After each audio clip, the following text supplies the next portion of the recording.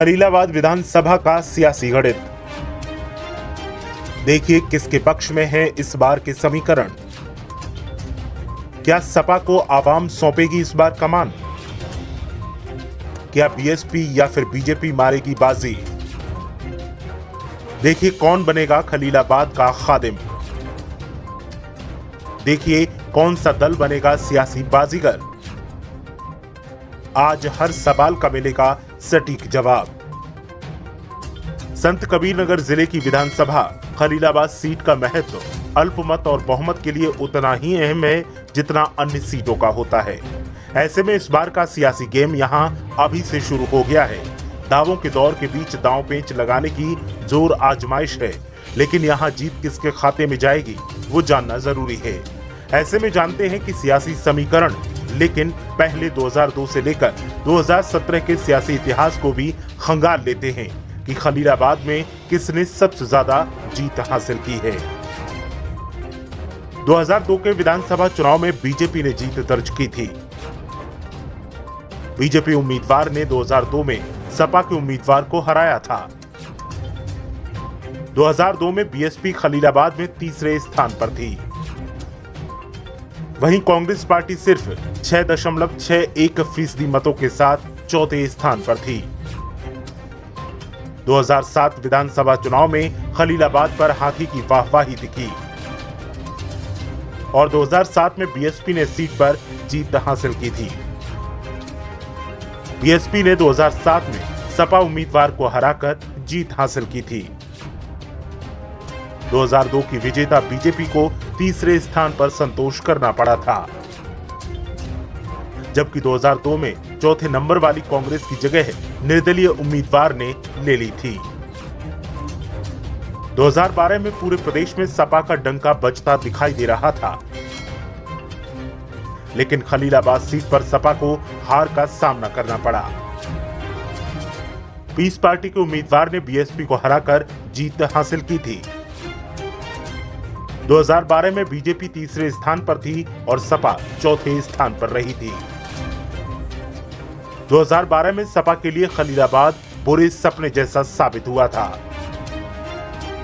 हर बार जो सपा दूसरे पायदान पर होती थी वो 2012 में चौथे स्थान पर पहुंच गई थी। 2012 वाला हाल ही सपा के लिए 2017 में भी दिखा। 2017 में सपा फिर से चौथे स्थान पर ही सिमटी दिखाई दी। 2017 में बीएसपी को हराकर बीजेपी ने यहां जीत हासिल की थी। पीस पार्टी के उम्मीदवार 2017 में तीसरे नंबर पर काबिज रहे थे। खलीलाबाद सीट पर मुस्लिम मतदाताओं को निर्णायक माना जाता है और मुस्लिम सपा के कोर वोटर्स बताए जाते हैं, लेकिन खलीलाबाद में सपा 2002 से जीत का इंतजार कर रही है और सपा का मानना है कि 2022 में वो यहां से जीत हासिल जरूर करेगी।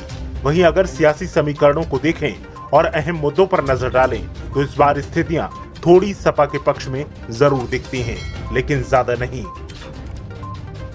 खलीलाबाद में सूद की मिलें बंद पड़ी हैं, जो एक बड़ा मुद्दा है।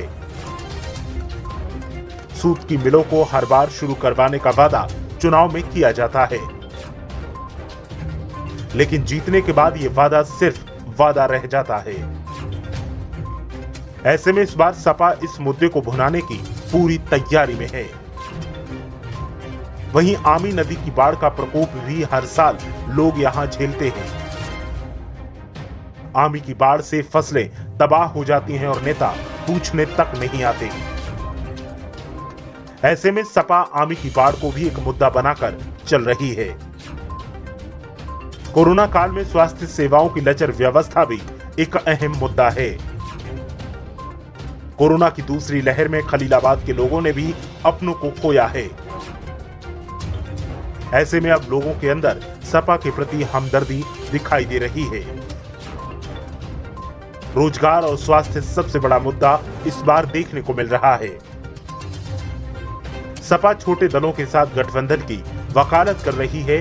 अगर ये सीट सपा के गठबंधन साथी या फिर सपा के खाते में जाती है तो हो सकता है कि सपा 2002 से चले आ रहे सियासी सूखे को खत्म कर जीत हासिल कर ले, लेकिन चुनावी नतीजों से पहले ऐसा दावा अतिशयोक्ति ही होगी। हालांकि लोग सपा के प्रति थोड़े नरम जरूर दिख रहे हैं, लेकिन चुनावी नतीजे ही बताएंगे कि आखिर जनता ने किसे खलीलाबाद का खादिम चुना है।